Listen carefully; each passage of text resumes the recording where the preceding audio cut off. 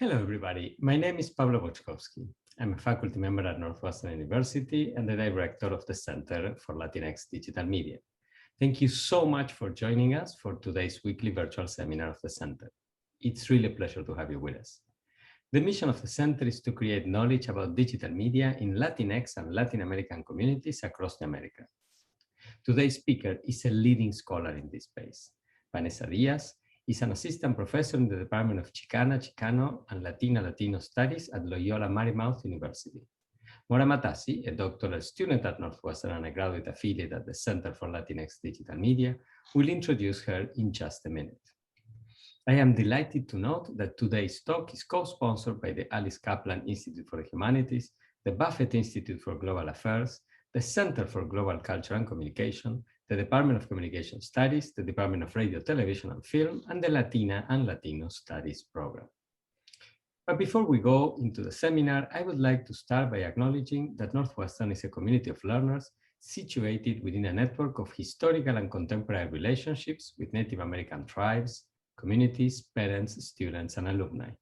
It is also in close proximity to an urban Native American community in Chicago and near several tribes in the Midwest. The Northwestern campus sits on the traditional homelands of the people of the Council of the Three Fires, the Ojibwe, Potawatomi, and Ottawa, as well as the Menominee, Miami, and Ho-Chunk nations. It was also a site of trade, travel, gathering, and healing for more than a dozen other native tribes, and is still home to over 100,000 tribal members in the state of Illinois. It is within Northwestern's responsibility as an academic institution to disseminate knowledge about Native peoples and the institution's history with them. Consistent with the university's commitment to diversity and inclusion, Northwestern works towards building relationships with Native American communities through academic pursuits, partnerships, historical recognitions, community service, and enrollment efforts.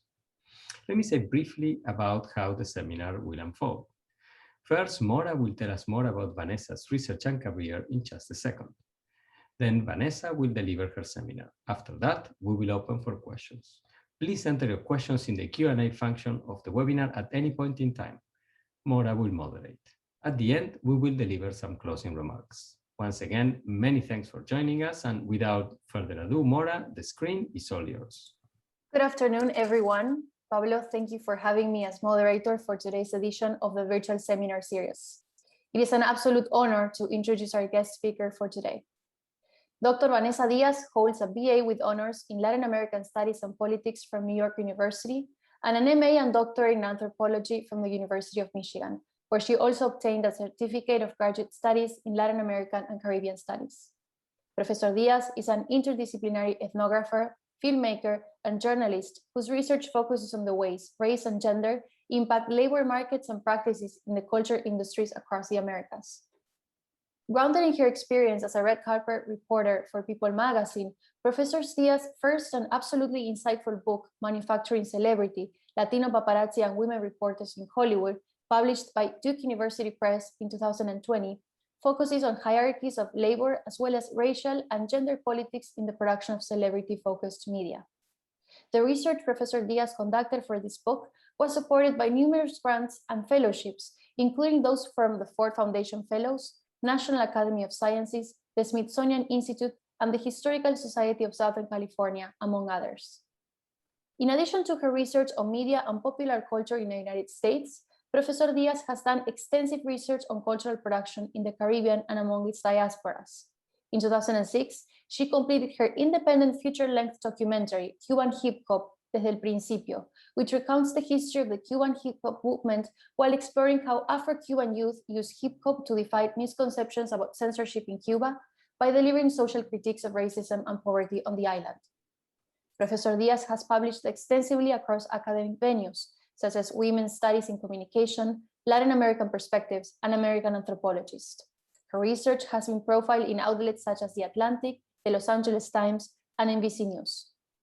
Professor Díaz is a co-author of UCLA's 2017 Hollywood Diversity Report, and since 2009 has been the media editor for Transforming Anthropology, the flagship journal of the Association for Black Anthropologists, a division of the American Anthropological Association.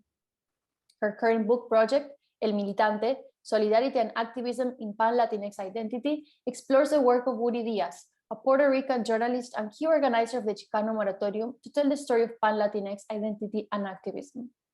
Professor Díaz has been lecturer in the Department of Sociology at the University of Southern California, Assistant Professor of Latino Communications in the Department of Communications at the California State University, Fullerton, the Cesar Chavez Postdoctoral Fellow in Latin America, Latino, and Caribbean Studies at Dartmouth College, and Visiting Assistant Professor in the Dartmouth College Domestic Program in Los Angeles.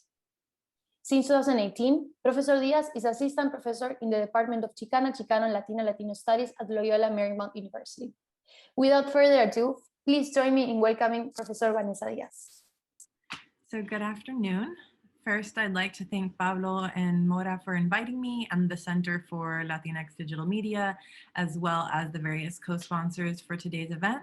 I'm truly honored to be here and share my work with you, and to take a step away from my new role as a mother. As I have let the other hosts know, I am actually on maternity leave right now, and I gave birth to twins 3 months ago. So this is an exciting opportunity to take a break from parenting and engage in conversations with colleagues. Today, I'll be discussing my book, Manufacturing Celebrity, Latino Paparazzi and Women Reporters in Hollywood, published by Duke University Press last fall. And in our time together, I'll offer some framing and context for the project, and then I'll speak a bit more in depth about one part of the book. And then I look forward to a dynamic conversation and some Q&A. Before getting into the presentation, I would like to share the trailer for my book, since I think it helps provide a visualization of some of the larger stakes of the work, as well as helps to underscore the truly inherently visual nature of the book. As you'll notice if you've seen Manufacturing Celebrity, it's filled with color photos that are taken by the Latino photographers I work with, taken by me, and images of magazine covers to help demonstrate some of my main arguments around celebrity media, the production of celebrity, and the broader Hollywood system that I conceptualize in the book as the Hollywood industrial complex, and I'll elaborate more on that later. The photos featured in the book were a central component of the work for me, and so I felt that the material lent itself to other forms of visual media as well. So let's briefly turn to the trailer, and hopefully there won't be too much of a lag over Zoom as I share the video, but in case there is, you can view the trailer yourself by going to manufacturingcelebritybook.com and clicking on the trailer, which is right there on the homepage. I'm going to go ahead and switch my share so that I can show you the trailer.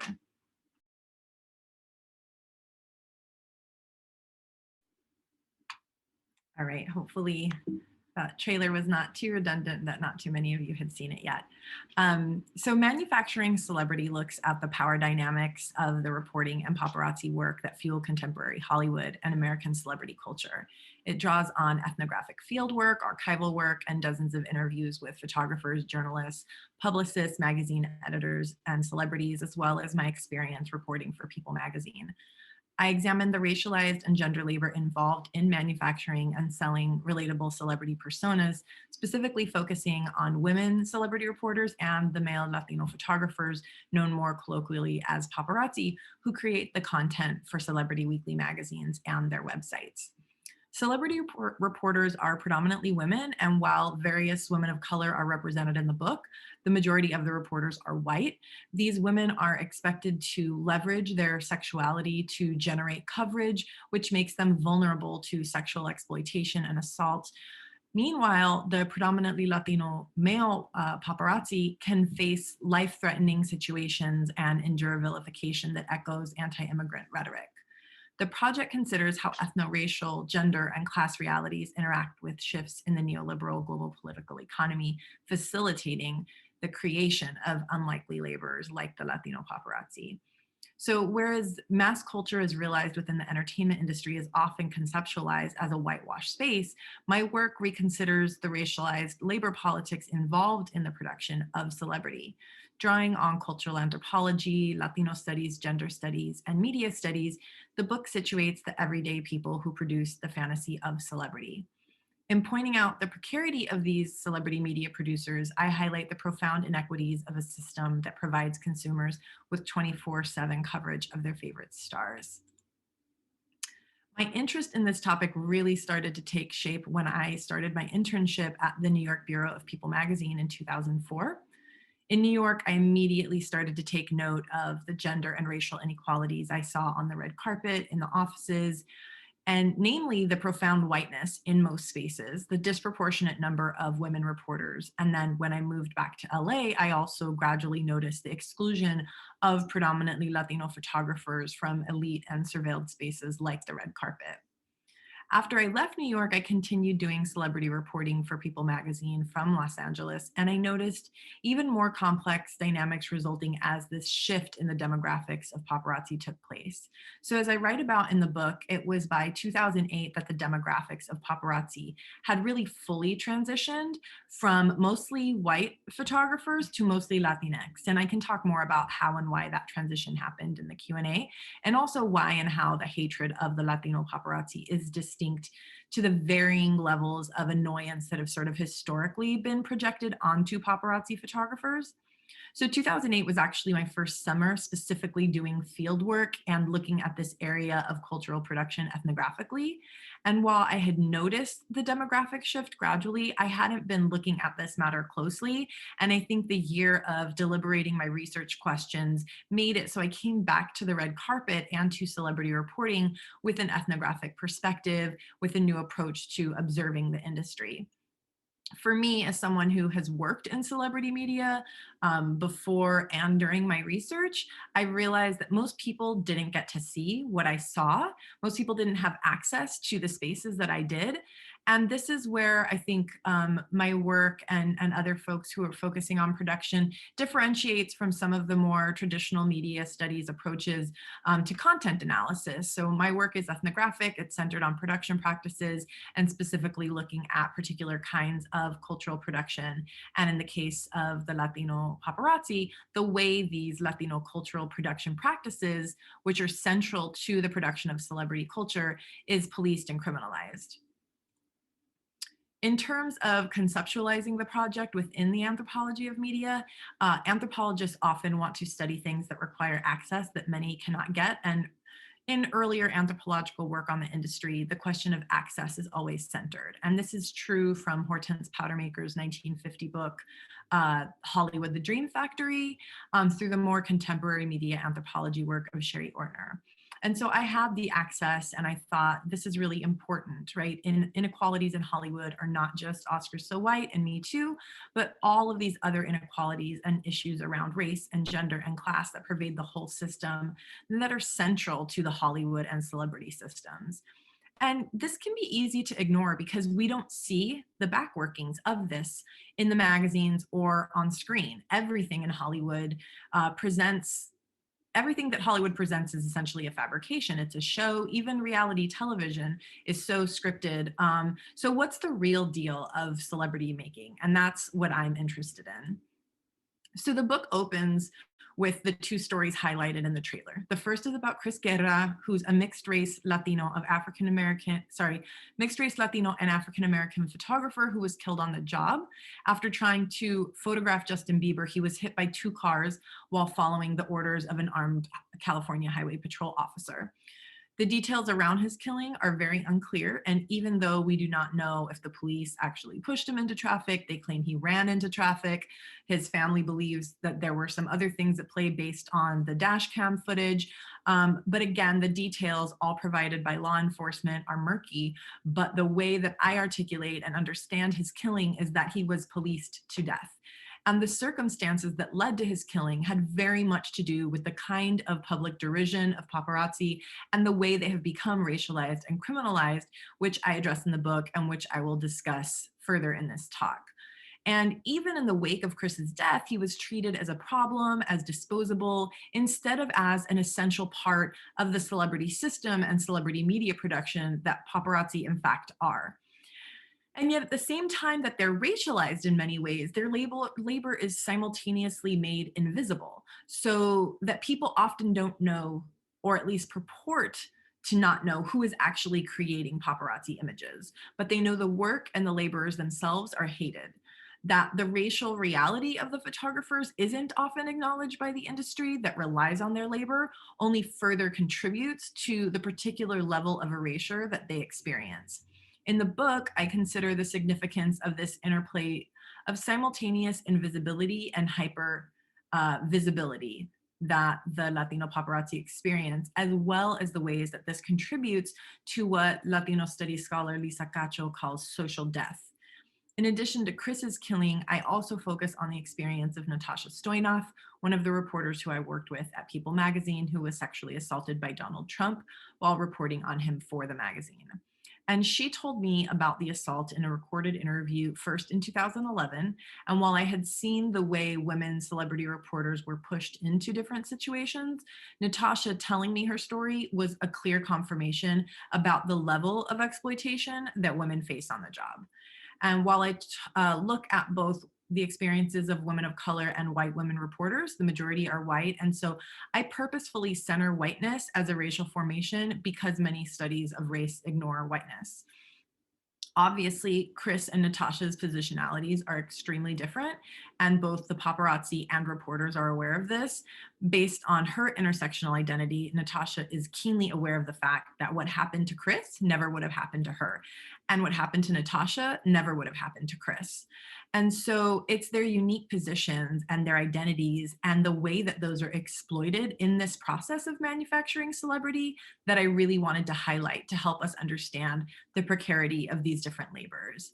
And we're in a moment in this country, we just had the anniversary of the year since George Floyd's murder, and we can call it a murder because it was, one of the rare cases where police killing of a Black person was actually legally deemed a murder. And, over the last year, we have been sort of interrogating structural hierarchies and inequalities in this country in a way that it's not that we haven't before, but the sort of the public outcry, the uprising level is different than I've seen in my lifetime. But we don't always think about the ways that these same foundational and structural inequalities we're critiquing that we see in places like government and law enforcement also impact Hollywood deeply. It is a major institution of the US, and it is subject to the same kinds of power dynamics. And it's not the picture we get when we look at glossy magazines like People and Us Weekly. And so I want to help give people the fuller picture here.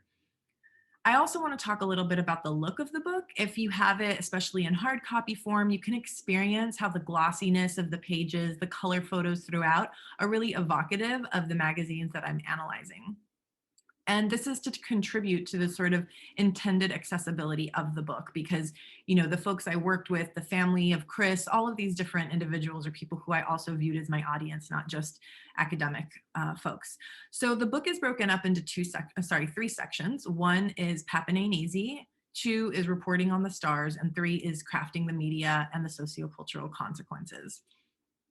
Part 1 is broken into 3 chapters focused on the paparazzi. Chapter 1, Chuteando, the Real Paparazzi of Los Angeles, takes you on the job with the paparazzi, providing a window into the complex lives and work of this misunderstood group of laborers. It describes how the racial transformations in the workforce have impacted such issues as perceived lack of skill and visibility, and how the photographers themselves conceptualize their work as a form of day labor. Chapter 2, Latinos Selling Celebrity, Economies and Ethics of Paparazzi Work, explore the ethics and economics of paparazzi work, including both formal and informal economies shaped by the varying levels of precarity, including legal status, among the photographers. This chapter reveals the ways in which these laborers of color understand their role in producing images of mainstream white culture. Chapter 3, To Live and Die in LA, Life, Death, and Labor in the Hollywood Industrial Complex, centers on Chris and the institutional circumstances that led to his tragic death on the job, including the broader structural violence that paparazzi face, the simultaneous disparagement and strategic use of paparazzi by celebrities, and the proliferation of anti-paparazzi legislation in California. Part 2 explores the work of celebrity reporters. So chapter 4, Red Carpet Rituals, examines the red carpet as this space of media ritual that is more nuanced than popular imaginary would suggest. It investigates how the red carpet shapes reporters' coverage of celebrities and, as a result, consumers' relationship to the stars. The chapter concludes by considering the perspective of photographers who document the red carpet process, producing a type of celebrity photography that is entirely distinct from paparazzi images. Chapter 5, Where Reporting Happens, explores the other spaces in which celebrity reporting takes place, including nightclubs, public spaces, one-on-one interviews. I illuminate the acute levels of precarity faced by reporters in these spaces as they face pressure to push legal boundaries and are leveraged for their sexuality in ways that can be exploitative and traumatic, such as Natasha's experience with Trump. This chapter also underscores the ways in which the intersectional identities of the reporters further complicate this precarity.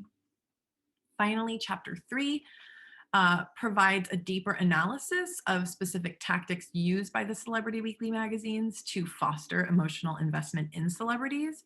So chapter 6, Body Teams, Baby Bumps, Beauty Standards, focuses on the magazine's body teams, which are comprised of reporters who focus specifically on celebrity bodies. The obsessive media evaluation of celebrity diets and pregnancies really affects not only consumers, but also the women reporters who produce the content. Chapter 7, Brad and Angelina, and now Brangelina, the cultural economy of white heterosexual love, examines the specific tactic of celebrity couple name combining, which is used by the magazines to promote feelings of intimacy with celebrities among fans. And the name Brangelina is used as a case study in the very deliberate marketing of white heterosexual love. And then the conclusion is reconsidering news and gossip in the Trump era. And this is where I conclude by examining shifting boundaries of news and gossip and where the work of celebrity reporters and photographers sort of fits into the contemporary media landscape. Overall, I see my theoretical contributions as centering around institutional politics. They are all centered on interrogating interplays between power and precarity, particularly in relationship to race and gender and other intersectional realities. I offer various concepts throughout the book, but the main theoretical offering I want to discuss is the concept of the Hollywood industrial complex. So in Eisenhower's 1961 farewell speech, he warned of the now commonly critiqued military industrial complex, which is the conglomeration of military and defense industries that promotes war to sustain itself. And I argue that the Hollywood industrial complex exists to sustain itself in a parallel fashion, with the celebrity system as the driving force. So celebrity personas are constantly created and promoted in order to stimulate consumption of Hollywood media and vice versa. And this concept underscores the systemic nature of the industry and the ways in which it is a machine. There is a manufacturing that needs to be acknowledged. It also underscores the long and profound relationship to the state and state institutions that Hollywood has always had and continues to have. This relationship to the state is precisely why Hollywood has always been a promoter and even a creator of racial and ethnic stereotypes that serve US interests and foreign policy. We can go back to Tony the Greaser from 1911, The Greaser's Revenge from 1914, Birth of a Nation from 1915, The Yellow Menace, 1916, The Sheik from 1921, The Mask of Fu Manchu from 1932, and the list just goes on. This is what Hollywood has done since the beginning, supporting white supremacy, empathy towards whiteness. In other words, supporting the US as a nation state and its goals as a nation state. So again, this particular moment of uprising that we've sort of been in over the last year and that, is flaring up again, if we're going to critique these other institutional issues within the country, we have to focus on Hollywood. If we're going to talk about rebuilding or abolishing or creating new institutions, we have to also reckon with Hollywood. And Hollywood likes to imagine itself as a liberal space, but you only have to look at its history, from the films I just mentioned to the racist motion picture production code of the mid-20th century, to the attempts recently by the Academy to alter in very minor ways the requirements for Best Picture Oscars. And you see the reaction from white Hollywood. Hollywood is reactionary. It has always been, and the nature of it is really aptly expressed through the conceptualization of it as an industrial complex. And then there are more ethnographic theoretical contributions that center more on how I engage with people and the communities I worked with. For example, I build on anthropologist Amy Cox's conceptualization of what she calls unconditional relationality and suggests that unconditional relationality is not focused on theorizing ethnographic experience. It's about harnessing the complex transformations that occur through ethnography. And I experienced these transformations through and beyond my work. Reciprocity in building with Chris's family, that his mom would hold my book, that we would talk, that she would read everything, that I would sit in her home with her, that Natasha and the other reporters would confide and trust in me, and how our relationships grew. And that I had all kinds of obligations and considerations in this work that required particular kinds of care that I tried to honor. I very much view that as part of the theoretical contributions as well. In terms of methodology, the data for this project were gathered intermittently over the course of more than 10 years. I was engaged in full-time ethnographic research from 2010 to 2012. From 2004 to 2011, I worked as an intern and then stringer for People magazine. And this experience and material informs my long-term fieldwork, though it's not the focus of the research. During the summers of 2008 and 2009, I spent months engaged in full-time ethnographic research in Los Angeles, laying the groundwork for the long-term fieldwork that began the following year. From 2012 to 2017, I also engaged in part-time ethnographic and archival research. The work is multi-sided and multimodal. I engaged in participant observation with celebrity reporters and photographers. I conducted photography and visual anthropology. The time that I spent in the offices of weekly magazines and photo agencies, as well as on the red carpet, offered insights into the institutional configurations of celebrity media production. During the work, I focused primarily on working with photographers and reporters, but I also collaborated with celebrity managers, publicists, attorneys, and magazine ad agents and editors. As a participant observer, I worked freelance as a celebrity reporter during the research, and this really provided me with insider access to the community and the inner workings of the industry, as did my accompaniment of paparazzi on shoots. My research is grounded in collaborative and reciprocal approaches to ethnography. So rather than being an afterthought, my intent to work collaboratively and to ensure that there's reciprocity in fieldwork has been a cornerstone of my project from the outlet. And I've really done this through things like the documentary I'm now working on with some of the photographers and various other projects that have sort of emerged from the needs of the individuals I worked with in the project. So I'd like to offer a bit more detail on part one of the book in a way that lays out some of the larger stakes of the work. This is ultimately a study of labor, and specifically of very race labor for both the paparazzi and the reporters I focus on. In part one of the book, I focus on paparazzi labor. So here are images of the day that I met Chris. That day, I waited near Heidi Klum's Pacific Palisades mansion with veteran paparazzi photographer Galo, who was training the newbie, Chris. A few other photographers who prefer to go by their nicknames, El Diablo, Gallo, and Señor, showed up one by one. As I stood outside with the paparazzi, who in this instance were all Latino, mostly immigrants from El Salvador, I noticed that the only other people walking were in construction clothes, carrying gardening tools, or carrying cleaning supplies. There was a Mexican food truck parked on the street for the workers of the multi-million-dollar homes in this neighborhood. Here, the paparazzi photographers are like the other service workers. They provide a type of informal day labor, but one that the residents of the neighborhoods ostensibly do not want and do not pay for. Like other service workers, their labor is undervalued, but they're an integral part of the Los Angeles and entertainment industry economies. That the paparazzi are predominantly Latino men, including US-born Latinos and both documented and undocumented Latin American migrants, is a reality that has been alluded to casually in the news media, but prior to my work had not been critically examined. In my work, I focused primarily on photographers from Central America.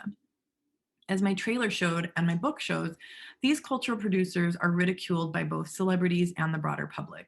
The stereotype around Latinx labor is that Latinos come here from abroad to take jobs that Americans don't want, like agricultural labor. The jobs that Americans don't want are not just those that are too menial, but also jobs that are too stigmatized. So it's then no surprise that an already hated group, the paparazzi, converged with another hated demographic, the immigrant, and specifically the Latin American immigrant. When discussing the derogatory language used to describe their work with terms like gangbanging, which generally refers to a group of paparazzi shooting one celebrity, paparazzi reflect on the consequences of such language that colloquializes the criminalization of their work. Despite the violent associations with the term gangbanging, paparazzi use the term regularly. Of course, such terms which evoke both street gang violence and group sexual assault only enhance the public perceptions that paparazzi photographers are violent, angry, and dangerous. But when I ask my research collaborator Ulysses about the term, he says, "We're already hated, so it doesn't matter." As a result of the fatigue of sociocultural critique of their labor, the Latino photographers I work with vacillate between defending their work and reappropriating the criminalized language used to describe it. Since the demographic shift, public scrutiny of the photographers I research has also taken the form of criticism for a perceived lack of skill. The stereotype that Latinos are unskilled migrants who dominate low-skill work and bid down the wage scale in local markets is widespread. As the paparazzi demographic of LA shifted, immigration and lack of skill were directly correlated in descriptions of this new wave of photographers. And I also just want to say, in terms of the usage of Latino, Latinx, and Latin American, I do fluctuate between that because it's a difficult moment where folks that I worked with kind of go from considering themselves Latin American or Central American to considering themselves Latino or Latinx. And so I kind of move between those terms in different contexts, even though I understand that referring to someone who is a Latin American or Central American migrant is different than one identifying as Latino. But in the case of my work, there are individuals who would identify as both or one and then later the other. So in these examples that I'm showing here, the LA Times published an article in 2005. Agencies use foreigners working on what some say are questionable visas. Photographers are hired less for their camera skills than their ability to navigate the rough and tumble of the celebrity chase. Or New York Times the same year, hordes of untrained or corner-cutting paparazzi willing to make their presence known, even to jump out at celebrities on the street if it means a chance for quick cash. Or this AP article, this LA story merges with another one, immigration. There's a lot of illegals out there, and X-17 has a lot of them, said Gary Morgan of Splash News. Veteran paparazzi like Frank Griffin, who runs the Bauer Griffin Agency, complained that the new LA shooters know nothing about their camera subjects. I call them knuckle-scraping mouth breathers, Griffin said. They can either make $1,500 a month running around with cameras, or they can go rob a 7-Eleven. So what you'll note here is that the photographers are not specifically referred to as Latin American or Latinx people. Their ethno-racial identity isn't mentioned at all, but the language itself is racialized. As we know from sociologist Eduardo Bonilla Silva's seminal work, Racism Without Races, people often do not want to acknowledge racism, so they use other words as proxies for race. And it's clear that the media portrayals of paparazzi have reached the general public, resulting in widespread linguistic and racial profiling of these photographers. My research collaborators often take photos of each other on the job and after work as they socialize. Here we see an image that Galo has photoshopped, which he often does with both his photos of celebrity photographers and celebrities themselves. This is a photo of the paparazzi known as the Home Depots, photoshopped with commentary, and I can explain more about the nickname Home Depots in the Q&A.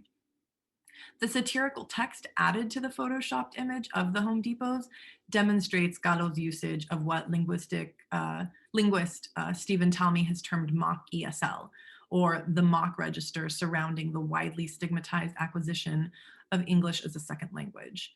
In this case, in relationship to ESL Spanish speakers. So for example, the phonetic spellings of Czech meaning Czech or Jor meaning your represent common stereotypes about Spanish accented English. This image offers a sociolinguistic reinterpretation of this candid paparazzi moment where the paparazzi themselves were packed, a colloquialism they use meaning captured by the paparazzi. Galo's work represents the ways in which paparazzi conceptualize their own racial-linguistic realities and how they see themselves in relationships to other kind of day labor, Latinx labor, and migrant labor, and the neoliberal political economy more broadly. In this photo, Galo photoshopped an image of the photographer nicknamed Turbo Taco taken at a pumpkin patch where Britney Spears was with her child. All of the paparazzi were kicked out by security, but Turbo Taco ran into the pumpkin patch, grabbed a wheelbarrow, and tried to blend in. It's unclear if, in that instance, he thought he would blend in as a worker or as a patron of the pumpkin patch. But Gallo photoshopped field workers into the image to again demonstrate the ways in which Latino paparazzi labor is similar to other kinds of migrant labor and the difficulty, discrimination, and fear that often accompanies the work. And that fear is not without cause. Paparazzi are routinely experiencing violence on the job. For example, in 2013, Gallo was witness to fellow Salvadoran photographer Osmin Duran getting assaulted by Justin Bieber outside of a shopping mall. Despite Gallo's photographic evidence of the aftermath of the assault itself and Osmin obtaining a high-profile attorney to defend himself, Bieber's attorney initially treated the situation as a joke. In another example, several photo agencies were tipped off by production staff on the whereabouts of a 2010 wedding for the show The Bachelor. The agencies were sending their paparazzi out to where the wedding was taking place, and once they arrived, they were assaulted and detained by security guards and placed under false imprisonment. So I'm not going to show the video, but this was in the trailer. In an online comment about the video, the photo agencies on the photo agency's X17's website, which you can see below, one person posted, "Literally, paparazzi are the scum of the earth. Why are they always Latinos? Are they even citizens? Maybe they should show their green card so they can get deported." So this comment is once again indicative of the ways in which these Latino photographers are both racially and linguistically profiled by the general public. To answer a question that was posed by a photographer in the video itself, later in the video, I didn't show this part, why would they be invited to the wedding only to be assaulted and turned away? One of the photographers says that. Why did production invite us here? Why were our agencies called? Why were we sent here? Well, ABC and The Bachelor were able to use images of their security fighting off the photographers as signifiers of the importance of this manufactured celebrity event. Despite the hostility these predominantly Latino laborers face, for many, the informality of this sector of the entertainment industry has provided an avenue into the industry's lucrative economy, particularly in comparison to other jobs available to immigrants and men of color without college educations. With it, however, has come a discourse of everyday racism that is encouraged by the entertainment industry. The magazines in particular need these photographers to be the bad guys who have no formal affiliation with the magazines, so that the magazines can continue to be elite spaces of cultural production that celebrities are willing to cooperate with. So while negative stereotypes continue to be thrust upon these photographers, their work is an indispensable part of celebrity media production and of the entertainment industry more broadly. In pandemic times, there has been a profound emphasis on the question of essential workers. For example, we all understand farm workers as essential to food services, and yet they continue to experience immense precarity. Paparazzi are similarly essential to Hollywood, and yet they are devalued, deprofessionalized, criminalized, and policed. And this brings us back to Chris's story. On New Year's Day in 2013, Chris was attempting to shoot Justin Bieber in his white Ferrari. According to witness testimony and dashcam transcriptions, the Ferrari was pulled over for speeding. When the passengers in Bieber's Ferrari told the officer that Chris was videotaping the stop, the officer focused his attention on Chris and let the car's occupants go.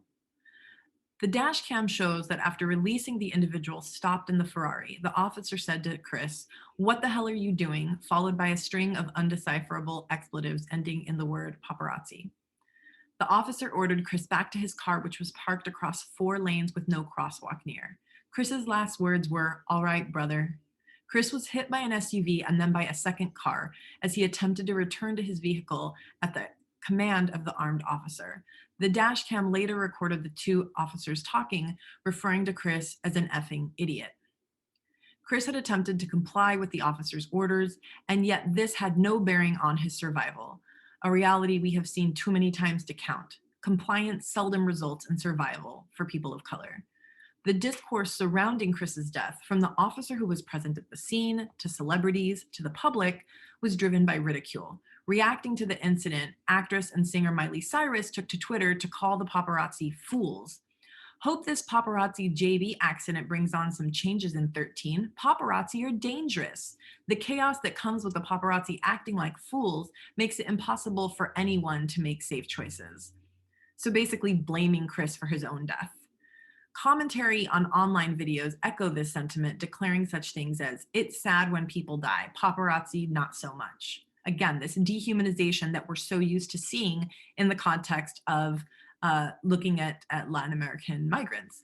Paparazzi don't count as human beings, so it's okay to laugh when one gets flattened. And more paparazzi need to die. If I see one on the road, I'll swerve to hit the MFer.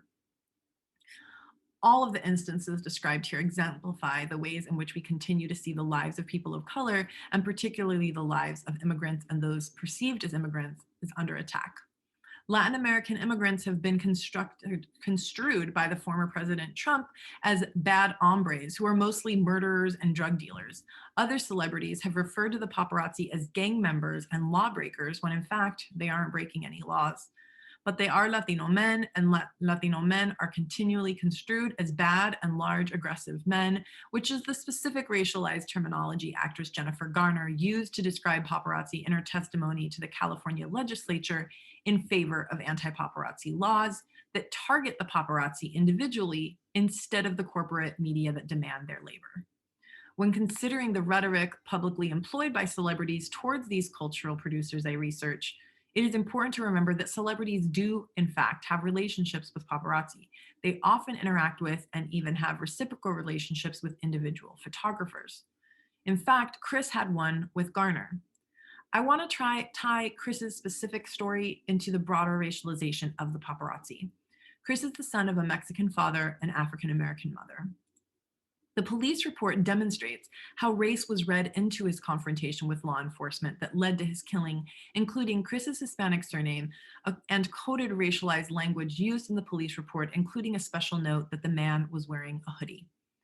The most widely circulated photos of Chris show him looking stern, wearing a backwards cap and/or a hoodie, naturally paralleling the kinds of imagery on social media during the time the hashtag #IfTheyGunMeDown was trending, which showed images of young Black and brown youth picking their toughest looking pictures that might be misused in attempts to justify their hypothetical killing.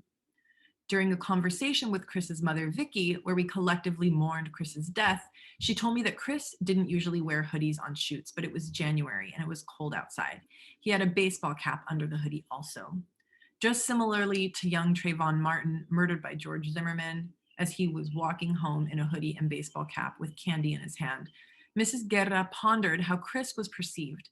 Seen as a lowly Mexican, we pondered together how Chris was never even considered a person by the officer. Why did the officer never even attempt CPR? Chris's mother wondered. Why did he have so much hate for Chris even after he was hit?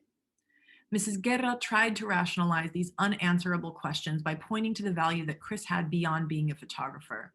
She said being a paparazzi wasn't going to be his full-time forever job. Eventually, he wanted to go back and do his own business. He had his own landscaping business before. He wanted to maybe open up a pizza place. She attempted to humanize Chris as not just a paparazzi by arguing that he was in the process of fulfilling his American dream when he was killed.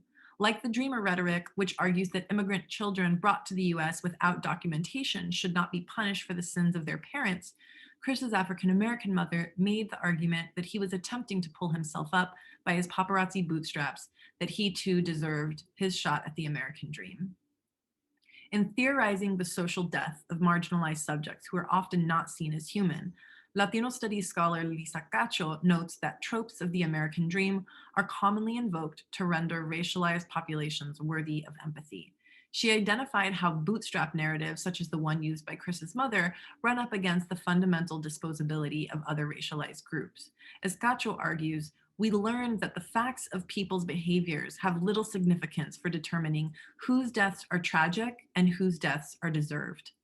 As we see, Chris's paparazzi status as a man of color wearing a hoodie and shooting pictures of rich white celebrities left him in a state of permanent criminalization, ultimately taking his life and hating him in the process.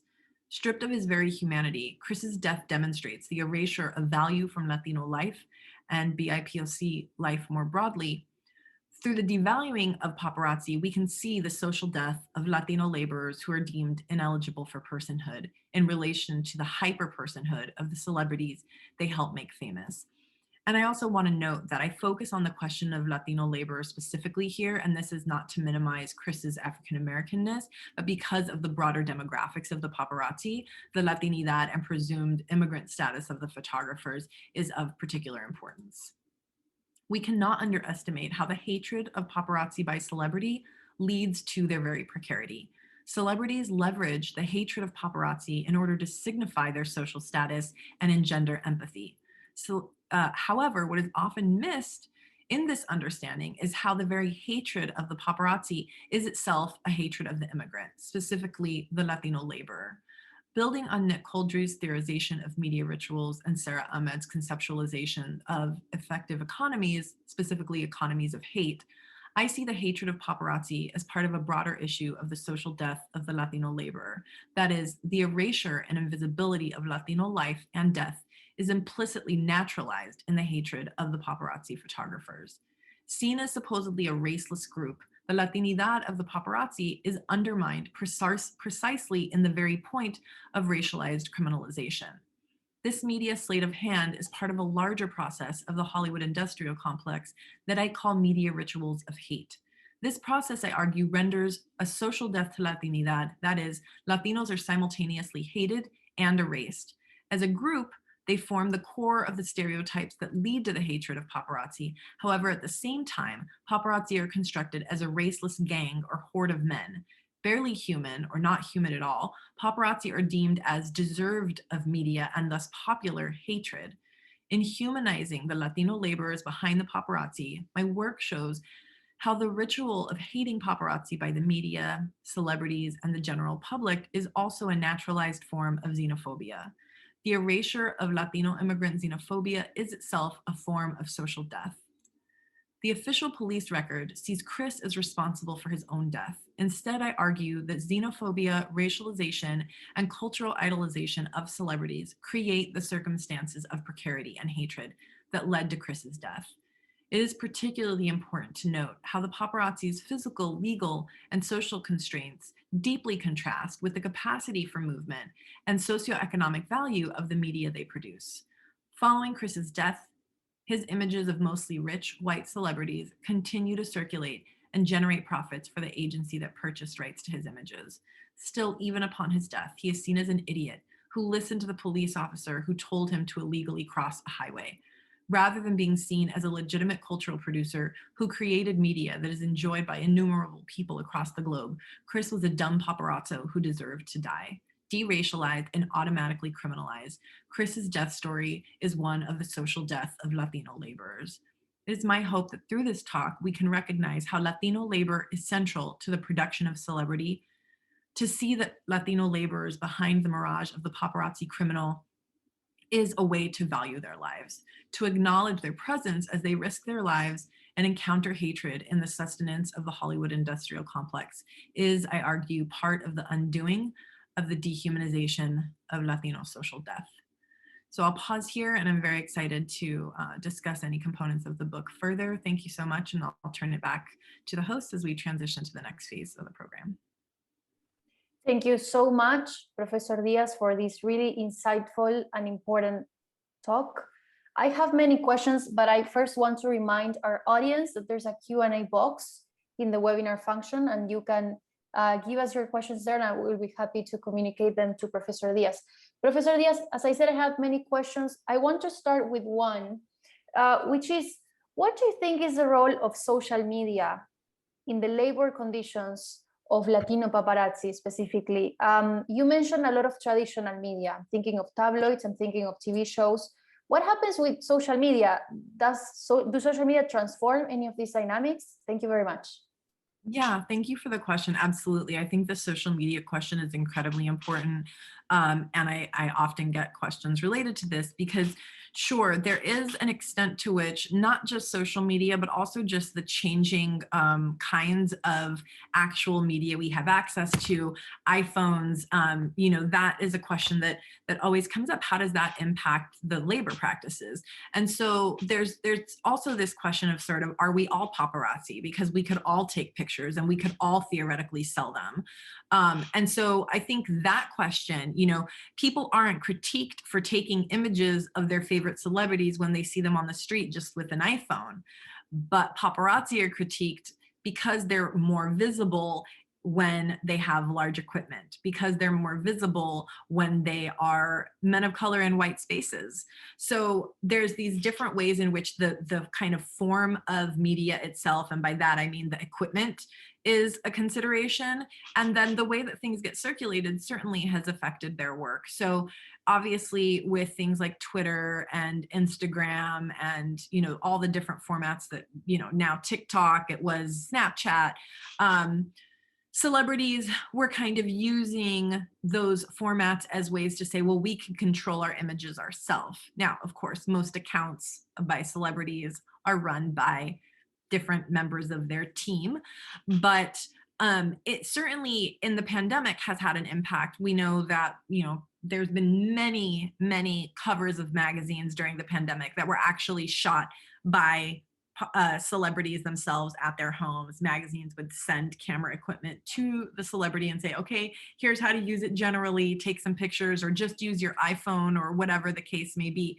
So certainly with the evolution of media, with the different platforms of social media, as those have become sort of popular, and then with the pandemic and the certain constraints around that, it's definitely impacted the market for the images. But there's another way in which the need for the images, even though it's shifted, it hasn't gone away. So, throughout the pandemic, for example, the folks that I worked with would send me images. They know celebrities' faces so well that they could identify them with masks on.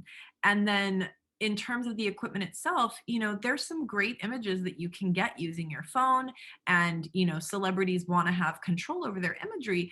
But I have extensive training as a photographer, and I can tell you that I could never keep up with the paparazzi in terms of the equipment that they use. The first time I went out on the job with one of them, I brought my camera because I thought, oh, I'll take some pictures too. And they took my camera and they said, no, your settings are all wrong. They changed everything. So I think that this question of deprofessionalization is so huge because in fact, they are pros and they're working with professional equipment, and there isn't a substitute for that. I think Professor Wojciechowski has a question for you. Yes, thank you, Vanessa. Thank you, Mora. I mean, this is I'm blown away by the talk. I would like to ask a question to decenter the conversation from the US and from the present. And in part, it is prompted by Miley Cyrus's tweet, in which she mentioned Lady D or Lady Di, right? So.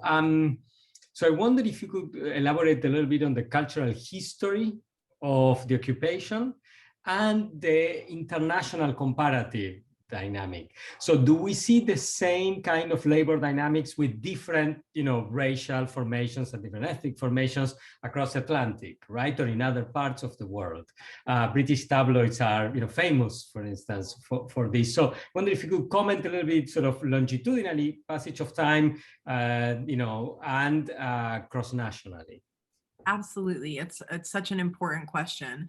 And I think, I mentioned that it's not a surprise that this sort of already hated group collides with this other hated group, because that is the truth, is that, the use of the term paparazzo came about from Federico Fellini's 1960 film, Dolce Vita.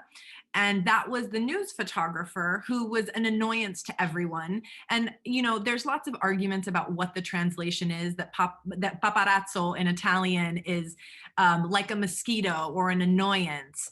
And so that's the term paparazzo became paparazzi, the collective in Italian. And then that became popularized because that movie was such a hit. And so that's when, I mean, the whole term itself comes from abroad, right? From foreign film. So when that term started to be used here, it was already to describe something that was annoying, a group of people who were an annoyance, a photographer who was annoying. And so in the US, the most famous paparazzi photographer who we can think of is Ron Galella, and he was famous for his feud with Jacqueline Kennedy Onassis. And they had this very public feud. You know, she had restraining orders against him. There was all of this sort of interest in him because he was taking all the images of the most, you know, beloved celebrities, but then he had direct relationships with them, sometimes negative. So there is this cultural history in the US around that, but it stems from an international creation of this character, paparazzo. And when it comes to, you know, Princess Di and her death and the ways that that is often evoked in conversations around the hatred of paparazzi, there's so many things at play, but I'll say a couple things. One is that the official, you know, cause of death for her, it was not that paparazzi killed her. It was that a drunk driver was driving her and got into a car accident because he was a drunk driver. That, you know, that paparazzi were involved in some way is different from paparazzi killing her. And what I found very interestingly is that some of the photographers who were actually sort of implicated because they were trying to photograph her that night, one of them was actually mysteriously killed shortly after that. His car was actually blown up while he was inside of it. So there was this continued targeting of them as photographers.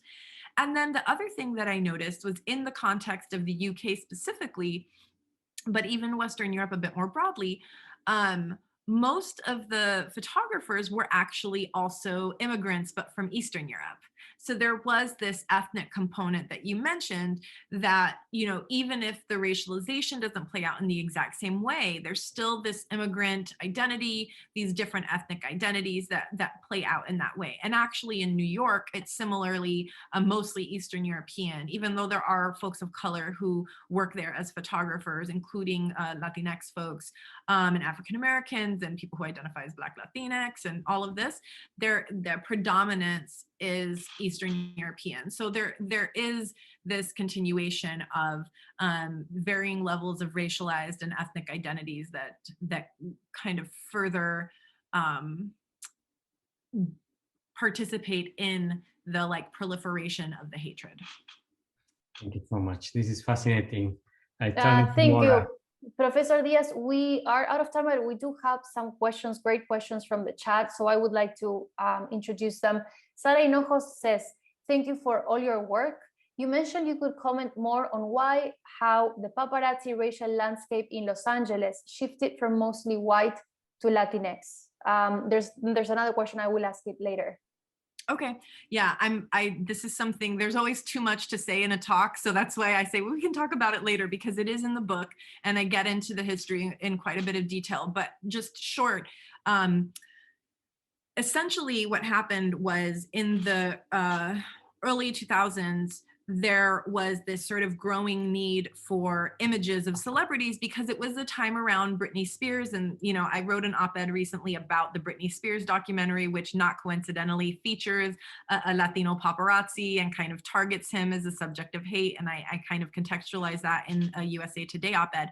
But the point is that the first wave of Latino paparazzi came about because one of the agencies, X17, actually started to go to restaurants that people like Britney Spears and Lindsay Lohan and these sort of like hot celebrities of the moment were frequenting, and said, okay, went to valet workers at the restaurants and said, we know such and such celebrity is inside. Here's a camera. Can you take a picture when they come out? So they basically used these informal workers who were already in precarious positions, but sort of gave them this opportunity to say, if you can get these images, then we will, pay you for these. And those photographers started to get good images. So it was people who were sort of strategically positioned as able to have access to these spaces. Unlike the red carpet, where you need a pass and you need credentials, they were going to these less formal spaces at places where they needed someone who was on the inside to some degree to get the images. And once they started getting good images, some of the agencies said, hey, actually, I can pay you to do this full time if you want to continue to do this kind of work. And so it was actually this kind of targeting of these informal workers who saw this work as, again, even if it was hated, even if it was, sort of socially critiqued, it was providing them with more opportunities than the jobs that they had. And then, it was this need. At that time, that was the transition from news media going to the around-the-clock coverage that didn't exist before. And the paparazzi photographers who had worked before, who were mostly white, and I will say many of them were white immigrants in the sense that they were like from London or from Paris or from Germany, but mostly actually the UK, they weren't trying to necessarily work around the clock. And the photographers who they were targeting were willing to work around the clock. And then social networks of migrant labor. Many of the people I worked with actually migrated here because they had friends and family working as photographers who said, we're making a good living. So why don't you come over here and join me? So a lot of the people I worked with are actually family members, cousins, brothers, all of this. So social networks of migrant labor and the sort of ways in which these different employees of different kinds of informal labor were targeted and recruited. Thank you, Professor Diaz. We have a question from Maria Celeste Wagner, and we will close with this one. Maria Celeste Wagner says, thank you so much for this fascinating presentation, Dr. Diaz. I really learned a lot. I wanted to ask you if you could say more about what you think the role of the audiences and consumers of celebrity news, paparazzi photos, etc. is. I was thinking about how much of this labor might be invisible for some audience members, or maybe not, and thus how important your work is in visibilizing these dehumanizing representations and precarious forms of labor. Thanks. Thank you so much for the question. Yeah, I think there's so much to say there. Trying to be concise, I think the places and the question of the consumer versus like the producer and the sort of blurring lines between producer and consumer come into play more and more, of course, because of, as Mora mentioned, the social media, right? We have this ability to directly engage with and respond to what is being said about paparazzi, to what is being said by celebrities. So when I see something like the fact that Miley Cyrus's tweets went viral and had, hundreds of thousands of shares and likes, cumulatively, that means that the consumer, if we're going to go to that, or we can call them co-media producers because we're all participating in social media, they're egging that on, they're supporting that. In fact, many of the comments responding to Miley Cyrus's tweets that I shared were things like, her hate of paparazzi is something I love so much about her. So there is this really direct way in which even when the quote unquote sort of consumer or fan is endowed with the power to respond to these things, that the response is to defend and cling to the celebrity, because the celebrity is the beloved one. The celebrity is the one that we, want to aspire to. And I think there's so many things to contribute to this, but UCLA, for example, has done several studies showing how the increased percentage of young people who believe that they will be famous or who aspire to fame and celebrity has increased really, really consistently over the last several years. So instead of seeing themselves as aligned with the paparazzi photographer, they see themselves aligned with the celebrity. And so that also contributes to the ways in which there is this constant sort of empathizing with, and I talk about that in the book. I talk about this idea of celebrity empathy, because I think that plays a huge role, and it has to do with the aspirational goals of the audience. All right. Thank you very much, Vanessa. We extended ourselves almost 10 minutes, but it's because the content is absolutely mind-blowing. So you've done a fabulous job with your research, and we're bringing it to life in this seminar presentation. I want to thank Mora for terrific moderation, the audience for staying with us until the end, and want to invite everybody to join us for next week's seminar of the Center for Latinx Digital Media. Have a great rest of your day and week.